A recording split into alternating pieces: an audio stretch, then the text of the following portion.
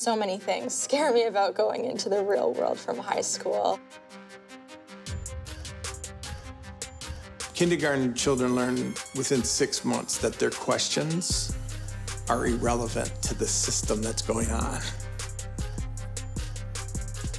We want our young people to be prepared for the jobs of the future. It is possible that school is not necessary. I don't think there's a single place on earth that thinks the purpose of education is correct. We're obsessed with the standard and sometimes at the sacrifice of the children and the teachers. I think that what we've got to be thinking about is the future of our country. In order to do that, we've got to rethink how we do school. I think for the first time, the best option for our kids is to give them something really different from what we know. And that's scary.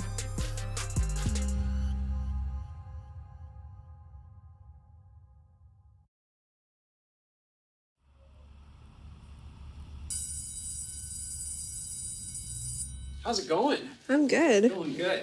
Hi. Hi. Are we good? Yep, we're rolling. Here we go. So we're talking about my high school experience? The typical classroom, there's 30, 25 kids in a classroom and maybe 3 people are engaged and the rest, no one really kind of cares what the teacher's saying. It's demotivating, it's boring, as I say a lot. It doesn't give me a reason to do it. It's a place. It's a place that we all have to go. Honestly, you're just there to get grades, and then I'm given homework and a test maybe, and same goes for second period, third and fourth. Clearly, we all think differently, we all express things differently, and yet we're forced to present everything we learned in the exact same way. In a typical class, how many times were you asked what you wanted to learn? I don't think ever. I don't. That would be interesting if someone asked me that. I wish. No one's ever really truly asked me what I wanted to do and then took some action and initiative to help me get there. Honestly, I feel if the school system listened to students, it'd make it so much more productive and it'd just make the whole experience so much better for all of us. Do you think that's something that's going to happen? No.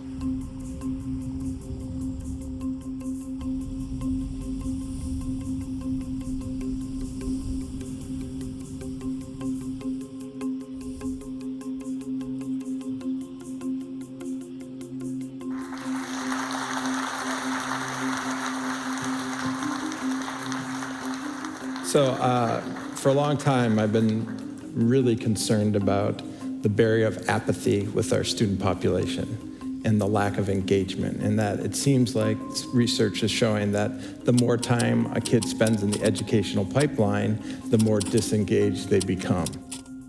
We've created a system of disengagement, almost like a prison system of doing time before they can go out and do their own thing. Back in the 1800s and the early 20th century, transfer of knowledge, because we didn't have the internet, was definitely essential to go to school. They had libraries. They had teachers who were the gatekeepers to knowledge.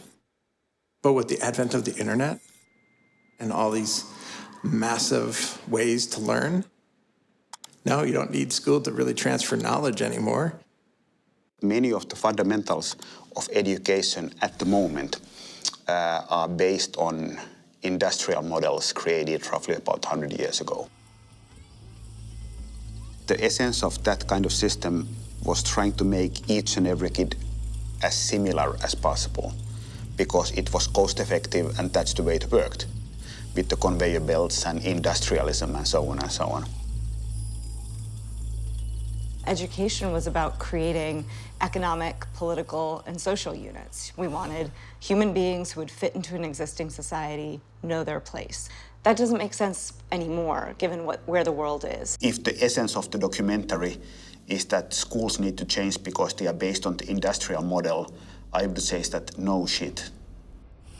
You probably know that we have over 1.2 million dropouts every single year in high school in this country. What you may not know is that at least 4% of those dropouts are known to be intellectually gifted. It means we're losing over 50,000 of our brightest minds every single year. I know because I was one of those students. So today, I'm a faculty member at Harvard, but I'm also a high school dropout. It gets better. I was a high school dropout with a 0.9 GPA. For those of you that don't know, that's pretty bad. In everyday society, people are like incredibly talented, right? And we're just overlooking it because we don't care, right? Like the system isn't built to say, what are you good at? Let's try to help you turn that into something. It's like, if you don't fit this box, you might as well not exist. Standardization definitely deserves a big chunk of the blame. If you're going to build a system that ignores individuals, that distrusts them, and that views them very narrowly, like, don't be surprised if individuals also distrust the system in return. I definitely feel like school is about competition, because like everyone's competing for the highest grade. Like, say after a test, everyone will be like, what's your grade? What did you get? Oh, I got an 80. Oh, I got an 81. I got an 81.5. In my class, there would be like this chart that says all your student like numbers and then all your grades. I mean, it's impossible not to feel like inferior to people when you're basically being represented in like percentages and numbers, so. I feel like everyone has much more than just what it is, like just these like tests on people. There's more. There's like a lot more. Sorry. I don't know. It's just unfair.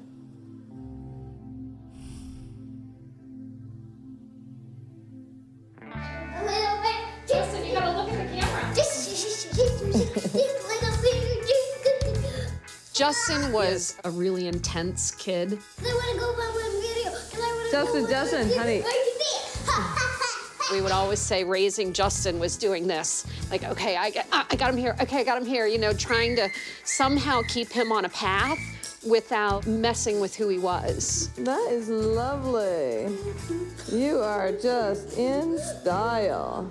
I used to spend hours just in my own head. I used to make up a bunch of games and play them. I would create characters, create another world, just sort of run around in it. He was always thinking more complex than we were ready for. All right, here you go, batter. Ready? Bitch!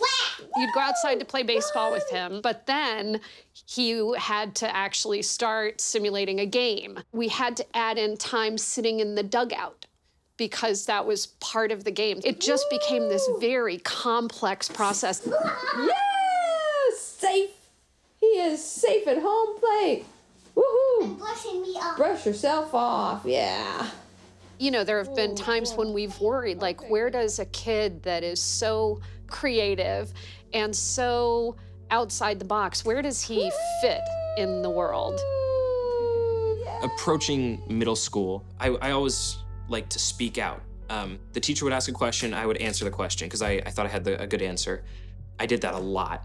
And then one time, this teacher my English teacher was so tired of me, he interrupted me, stop.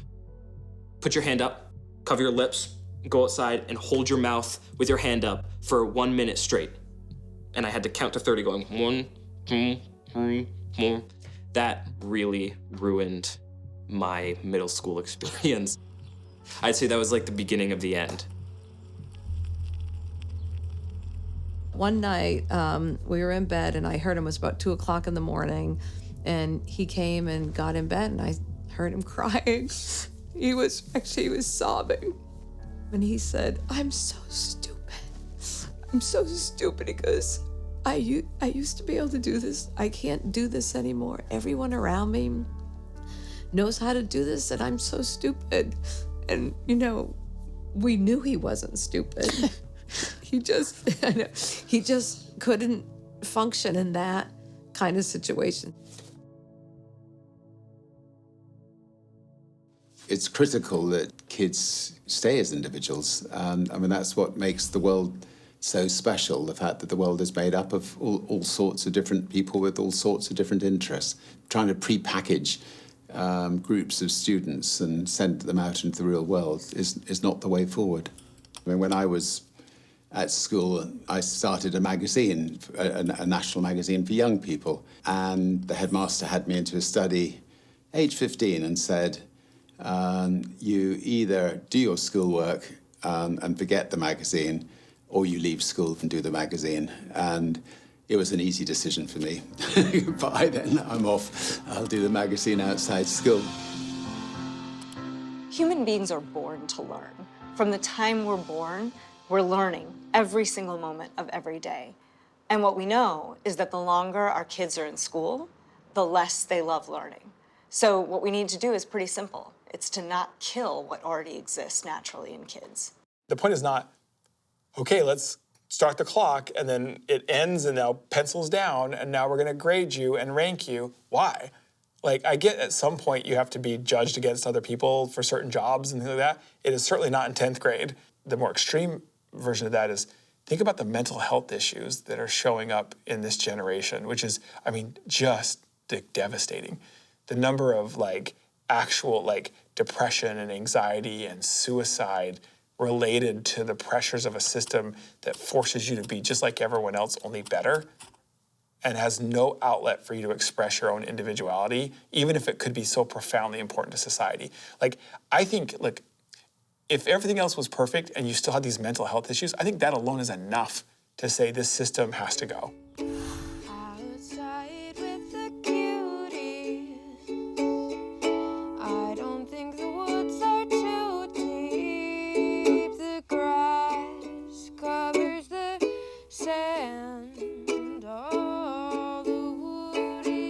As a baby, Stella was like I can do it, I can do it. I mean, she was fearless. A hard charger. Yeah. is the way it was put by most of the family. Yeah. She falls down, she pops right back up, and she'd say, I'm okay, I'm okay. Oh, Stella!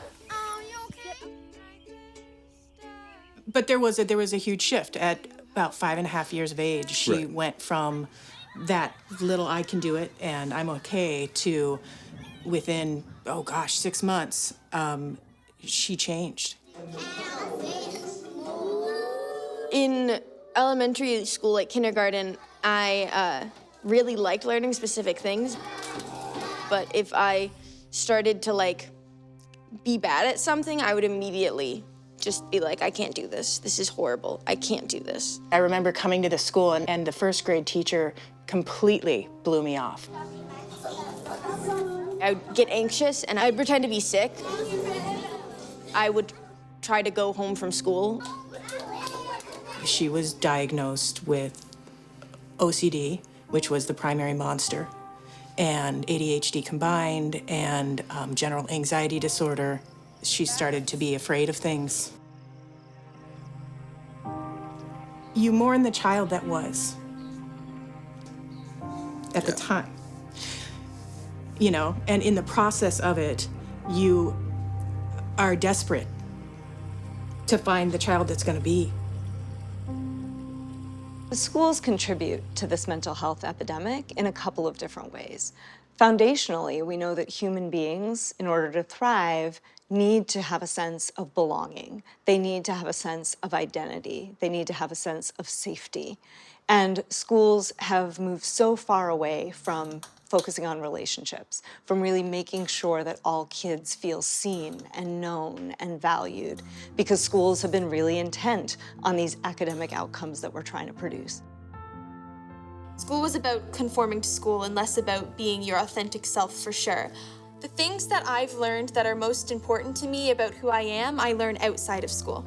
I don't think I've ever been asked what I wanted to learn. And if I did, it was never really put into action. I think the school is just really focused on, the curriculum and making sure that the kids follow it and know all this knowledge that you're supposed to learn.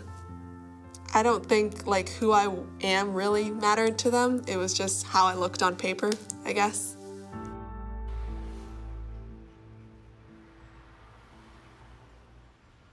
I always describe myself as a C+ average student. I tried, but it wasn't to try. It was just I always did okay. I never really pushed myself all the way. I was just kind of okay with everything, and I just kind of accepted everything as it was. And if it wasn't bad, then it was good to me, so.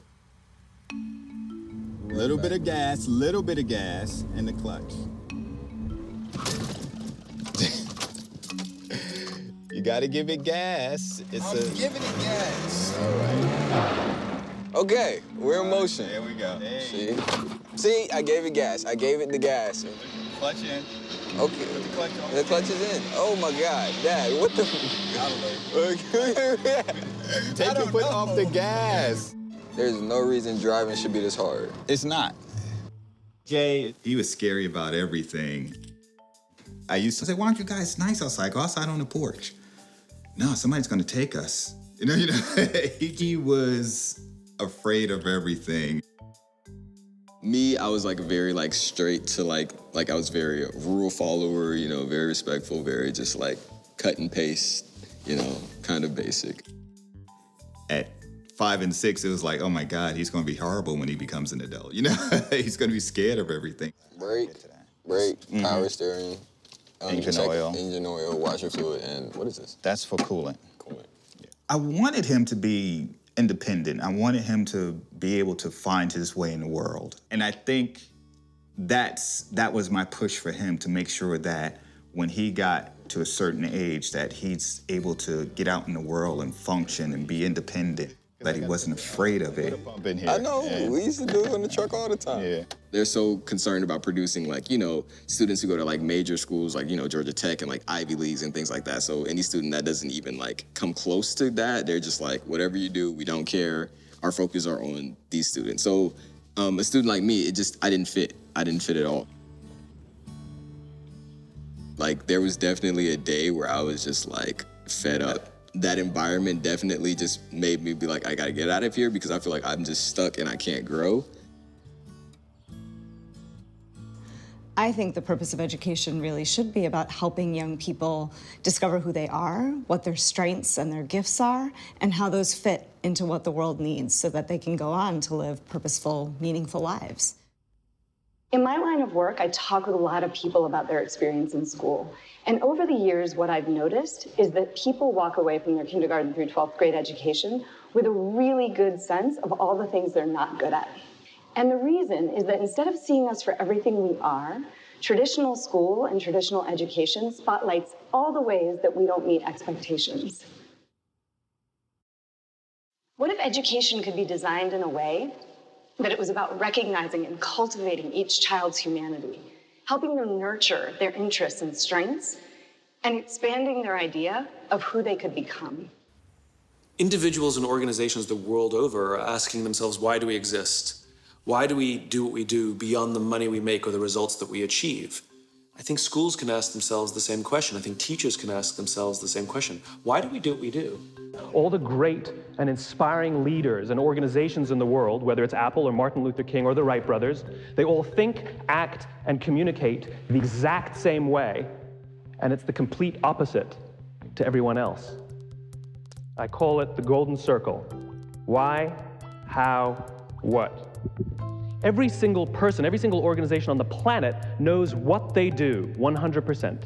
Some know how they do it, but very, very few people or organizations know why they do what they do. What is the why of education? Why do we need an education system in the first place? Is it because we want our kids to make grades? No, of course not. It's because we want to teach our children, give them a skill set, teach them instill in them a set of values, teach them how to form deep, meaningful relationships, teach them how to make friends, so that they have the skills to not only succeed in life, but to be happy in life and become valuable members of society. Isn't that what we want? Agreed. We can all agree on that. Maybe that's where we should start, which is the one thing we can absolutely all agree on. Now the question is, how should we get there? And there's absolutely room for debate. There's room for discussion. There are different theories as how to best achieve that. But that needs to be the focus. Hey guys, this is Stella, and today I'm going to show you around Avalon.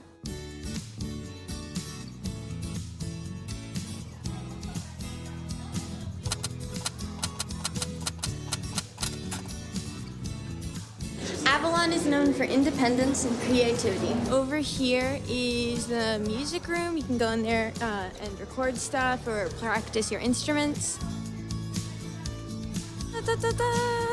Cafe! When most people think of school, they think mostly of desks and rows, a teacher at front, and then I think they think test scores and measuring growth in some empirical way. I think when we think school, we try to think student. The school I had been at was like originally a high school in like the 40s, right? So it was a huge cavernous building, you know, linoleum floors, brick walls. Avalon is very small. The walls are all painted different colors. There's art on the walls. It was really different. I was like, I have to be a part of this. At Avalon, we have advisories. This is Tim. He's my advisor.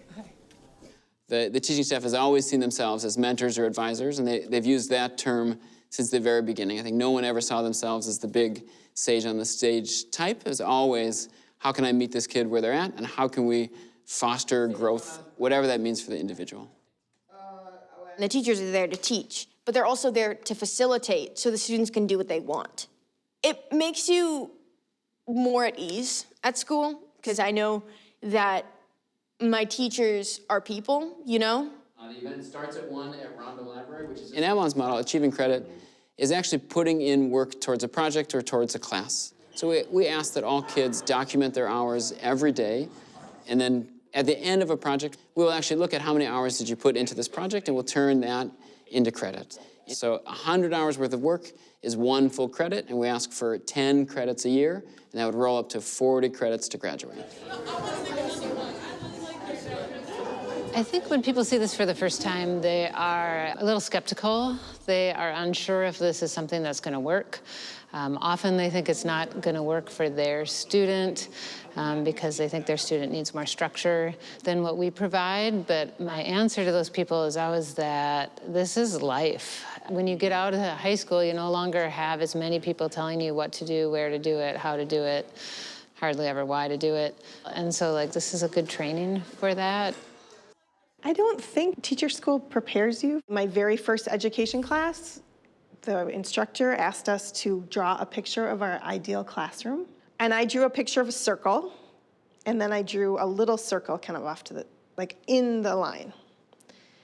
And we put them all up, and then she walked around and she took mine off, and she said, whoever drew this should think twice about going into education, because you don't even know who the teacher is in this picture.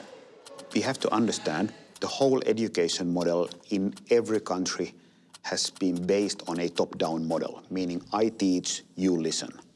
And then when you are moving that towards, let's all be learners, I'm not on the top of you, I'm on your side, and so on. It's totally different kind of craft. Right off the bat, Avalon is an environment that is extremely welcoming of people with different learning speeds. It's a small community, and because you spend more one-on-one time, there's more connection. So I feel better about like putting my ideas out there because I know that it is a space that I felt safe in. Most of it's rolling in my head. There'll be like one big tornado, and sometimes some things will be... I really like working with Stella because she gets teary and I get teary, so I feel like a special bond. And she would get teary a lot her freshman year, and also feel like, oh, I'm not good enough. I'm not doing this right. And so we checked in daily in the first year, and it was pep talks. Yeah, you can do this. But like as soon as I finish it, write it, just so it's out. Successful teaching is all about relationship. And the more that relationship is enriched and grows, the more that student is going to do so as well. And Avalon does that really well. That's good. You know, the little I can do it, I'm okay. Yeah, I'm okay. Came back. No, I don't like it when people yell.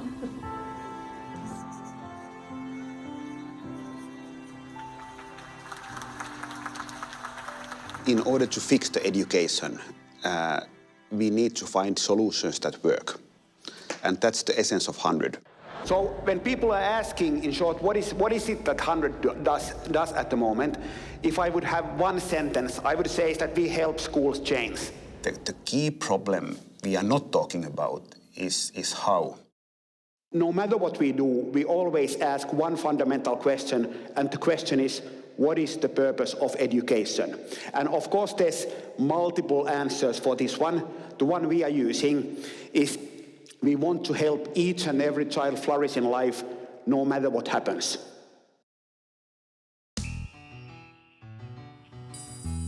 What's up, party people? This is Banneker High School. My name is Jabari Courtney, and I'm in the 3D Magnet program. Let's go. That's how the economy works. To help just to get me into it, to start gathering your docket.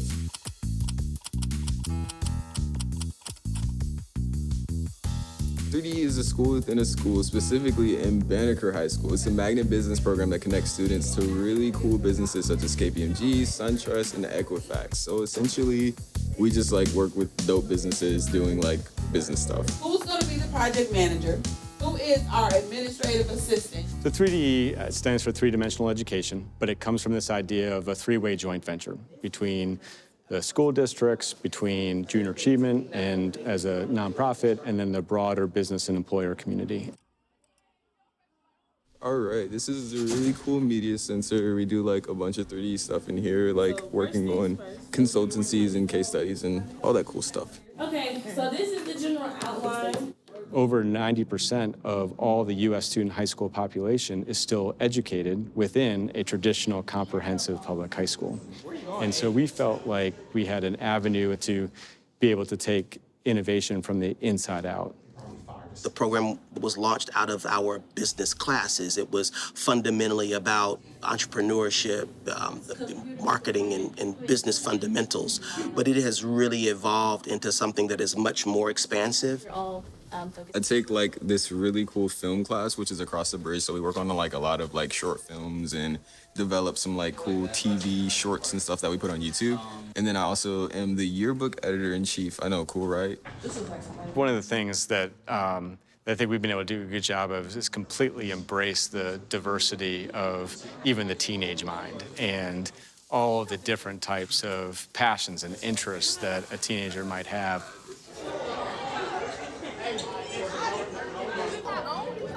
Many of our students come from communities that are economically depressed, and so many of the challenges that are represented within the surrounding community of Banneker High School have a tendency to kind of spill over into our school community as well.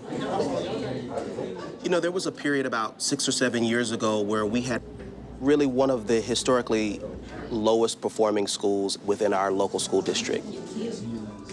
For a 3-year period of time, we had a graduation rate that was in the 40s, in a state that ranked 48 out of 50 states. So by extension, what that meant was not only was Banneker High School one of the lowest performing schools in the state of Georgia, we were actually one of the lowest performing schools in the entire country. For us, we fundamentally believe that every student has boundless potential, and we hope to create learning environments that will actually bring out that potential in students and allow them to apply that against their passions and their interests. We've improved in every meaningful statistical data point there is, whether that's attendance, whether that's conduct and behavior, whether that's graduation rates. Every marker of how well a school is doing for us is moving in the right direction. Very good, clap it up. When I first entered 3D, I was like, oh, this is easy, this is baby work. But it was just stepping stones into what we were getting into. My question is, how is everything a what? Teachable moment. Initially, I think he did sort of have that, well, this is not going to be that difficult. And then he realized that this was not a traditional class. Like, all of his classes were not traditional classes, and the expectations were different. Yeah, you don't want to print it around. My classroom is intended to look exactly like what they'll experience when they leave. So the idea is we want you to feel like you own a space and that you know what it's like to be an adult. What's a follow-up question for Jabari? I had to learn to be comfortable with myself, and it was very uncomfortable. So it was just like, you know, you kind of like just like figuring out things that you like, things that you do, things that make you you. Finding out who you are is the first step into finding out your path, your journey, and your purpose and things like that. So like if you know who you are, you know what you're here for, and you know what you need to do. What's up, guys? It's Jabari here. I'm in a suit, as you can tell. Because we meet with our KPMG partners today for our consultancy group.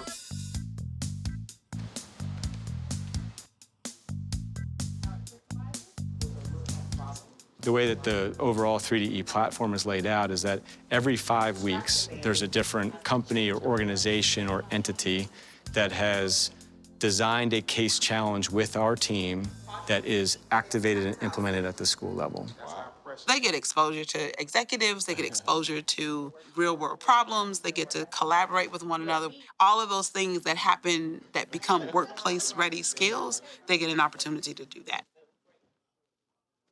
We know that when you look at the residents of Atlanta, African Americans and people of color tend to have negative outcomes in certain areas when it comes to healthcare. I'm going to ask you guys to go out there and research where the disparities are and why. And we want to start with your So with the KPMG consultancy project, I just really didn't realize how relevant it was until this school year. So like at my school, we had like 2 major like medical incidents with some students. One was this girl who had like some type of like asthma attack or something like that, but she didn't have like the resources to help fix it, so she passed. And so I don't know, like as I was working on it and as those things were happening, it just became more relevant and more real to me. So that's when like the passion started to come in and not just like, oh, I'm doing this for a project. School is the first experience we have in our lives where we feel that we're a part of a community. And when all we have drilled into us from our parents and the system, that it's all about individual achievement, then we take that sense of me first into our jobs, into our careers, into our marriages, into our relationships.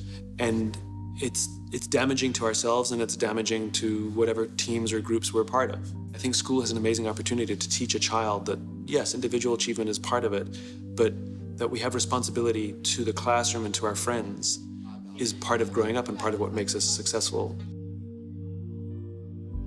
What I find really interesting when I go into these transformed programs and environments and talk to students is the very different relationship they have with this concept we call failure. For them, failure is to not try something. It's to not learn what they can learn if something doesn't go the way that they want. Failure is to never try. And so both emotionally and psychologically, they have a very different relationship with life.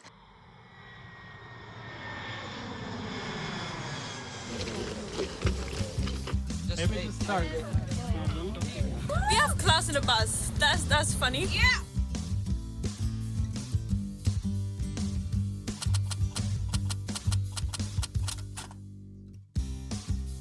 Think Global School is a nomadic boarding school. We travel to 4 countries a year, so the children get to experience different perspectives on life. What is our classroom? Any place, anytime, anywhere is our classroom.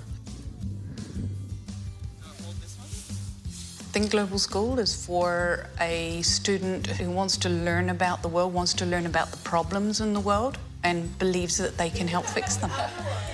We exist because we want to create awesome human beings to affect change. We do it by building skills and by giving people autonomy. As for the key elements in our game, we have Most schools don't do that. We try to make sure that our cohorts are as diverse as possible. So that's socioeconomically diverse, culturally diverse. Our students learn as much from one another as they do from the country that they're in. The first time I got onto a plane to go to TGS, I was 16 years old, 15 years old or something. That was very scary. That was the first time I had ever flown alone. And I had to walk away from my mom, who was barely letting me go. And then touching down without anyone to ask questions to, I had to walk and find somebody I didn't know who took me in a car with people I had no idea existed. You had all these people talking about how they had traveled to 100 different countries and they had created a website for X, Y, and Z, how they had straight A's in all of their classes, and they were all coming from these distant places, some of which, honestly, I hadn't even heard of. It was just surreal. You have been conditioned to experience education in a certain way, and that is, quote, the right way. What we're going to do is open your minds up to a different way of learning. We're going to de-school you, and we're going to challenge you. You know, the first couple months, it's like deer in the headlights. They're like, I don't know what I want. No one's ever asked me that question, you know? And so, you know, and they want you to stop they really want you to stop asking that question. They don't really know what they want, you know? So you keep asking them that question over and over and over and over again until they tell you what they want. I remember thinking, like, these people are amazing. I am not amazing. I'm coming from a background in the US. I'm a white guy, a white male, cisgender, straight guy who is coming from a middle-class family in middle-class America, right smack dab in the middle of average. The imposter syndrome was very prevalent in the first few days. Being a teenager is the most confusing time in your life. You get input from your parents and from your peers, you know, how you should be, what you should be. No wonder there is so much anxiety, right? There's so much pressure to be perfect. I think that every child is born curious and born self-confident. We need to be able to bring that out in children more. Their curiosity, their self-confidence. We have to believe in them so that they can believe in themselves. We all know when we're in an environment where we truly belong, right? It's not one that coddles us, right? It's not one that takes it easy, but at all times you're respected. You know your voice matters. You know you have a place.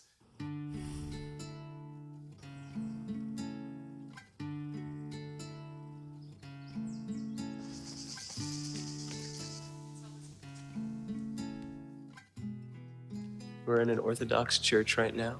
This may sound dumb, but I just had no idea that the Orthodox Church was so similar to the Catholic Church. Hearing other people's stories, getting many different viewpoints, many different perspectives, helps you define your own story. It also lets you have your own story. It lets you own your own story. Right now we're approaching the sniper's tower where people would shoot, or where snipers would shoot. So one of the foundational pieces of experiential learning is cognitive dissonance. It means you put kids in an unfamiliar situation, you imbalance them, and then what you do is you process the experience so that they can gain meaning out of a situation that's unfamiliar to them. So every school can do that. I always argue that. It's like you don't have to be TGS we kind of do it on a grander scale. But my first school, we did it on a really low budget scale. And I always point that out to people is like, it's not a question of finances, it's a question of will. Do you have the desire, the passion, the courage to get outside of your four walls and take them someplace else? In order to make the education meaningful, I think that it has to have some kind of relevance for kids. So that kids have to have a feeling that what I'm learning in here is meaningful and valuable for me. And if, for example, you start with problems that the kids are really having, the motivation for learning new things is increasing exponentially. So, what are the big things that you think you need to get done this year? This year? Well, I think the biggest thing is the app mastery, because that's my big mastery project. But then my second mastery. Our senior students have to complete 2 mastery projects in their last year. The overall aim of the mastery project is to actually achieve what we call mastery, or like the highest level of mastery. They actually create something that is unique and new, and they apply the learning that they've developed previously. One of the things I love doing, which is coding, I never would have thought I could do that in regular school because I'm not 2 grades ahead in math. But this growth mindset of I can do things if I try, and failure does not mean that I'm bad at something. It just means I'm still learning it. It's made learning things a lot easier. Kids are always doing the work that isn't the best when they first start off, but it's like they don't get penalized for it. Most schools only give you 1 shot. You get that final exam, that's it. You fail that, you get the bad grade. It's all over. And like work is not like that. You spend 2 years and you get 1 test, and if you fail, you're out of a job. That's not how it works. It's now time for Muck and I to meet about the app. Yeah, so let's just say first draft, second draft. Justin's project is something that's going to help the whole community. He's creating a much easier platform for the students to manage basically the allowance that we give them. Every few weeks, we get a stipend. We'll get a bit of money to be able to spend on food. Roast beef. After we make a purchase, we have to then log the purchase information in a spreadsheet and then take a picture of the receipt and upload it. Everyone hates it. Everyone hates it. This app is going to help fix all of that. I was taught how to self-drive my own learning, and I've been given the reins, and it's working. What I think when you look at what matters most for how people turn out, did you have a deep sense of self? Do you know who you are, right? Have you developed the ability to like be self-directed? There's things like this that like kids have inside them that we're not even trying to develop right now, and yet those things end up predicting life satisfaction and overall success far better than grades and test scores. When we start learning that instead what you should do is create prepared environments that respect students and give them more autonomy, you'll be surprised at what actually happens and what they're capable of. We're heading to the top of the tallest mountain in all of England or Wales, but not Scotland, and I don't know why not Scotland. Whether the issue that you care about most is saving our climate, or having economic systems that are fair, or health systems that foster wellness, the solution is education. It's an education system that creates different human beings who have a different understanding of who they are and what their responsibility to everyone else is. We're at the highest point in Wales. It is important for students to be autonomous. It is important for us to learn about the real world, to learn about ourselves, not be written off so young. It is important to have student voices heard, you know what I mean? Because it builds a better future, because the youth are the future. I feel like if we could change the environment of where we're learning, it definitely helps students, because as a human, you need to get creative. You need to adventure in life. Listen. I think high schools need to listen more to kids and ask them what they want to learn and ask them what they're passionate about. At the end of the day, it's not gonna matter if you got a 98 on a test or if you failed the test. It's gonna matter how good you are as a person and how you are in society. Being a senior, there's a lot of eyes on us to like looking at what we're gonna do and looking at how we're, navigating this thing, because we're the graduating class, we're the future, and how powerful our generation is, how much change we can make.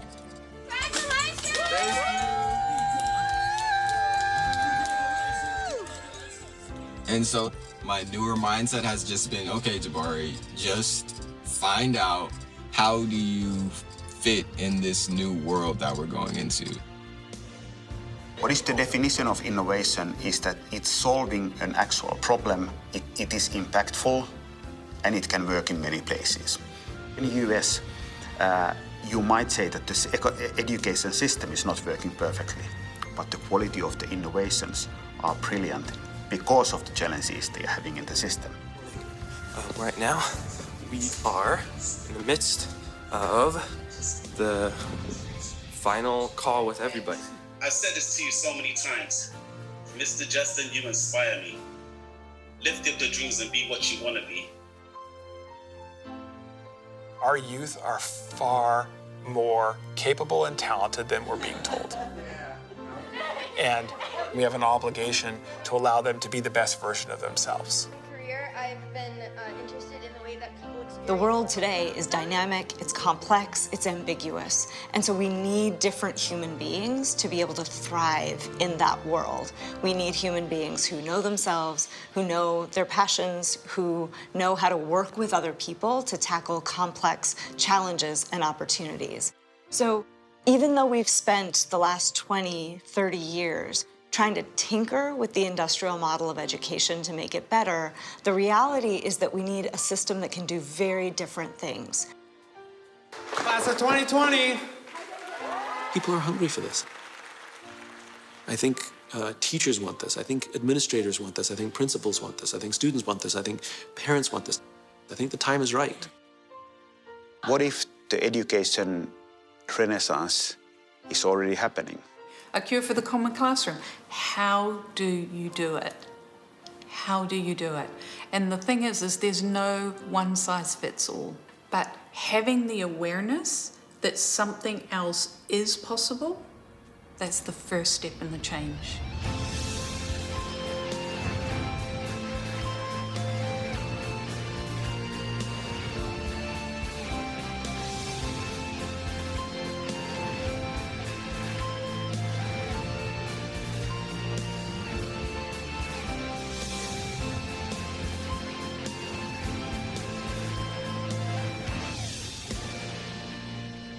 I did it. I mean, I don't have any more words. I'm done. What's next?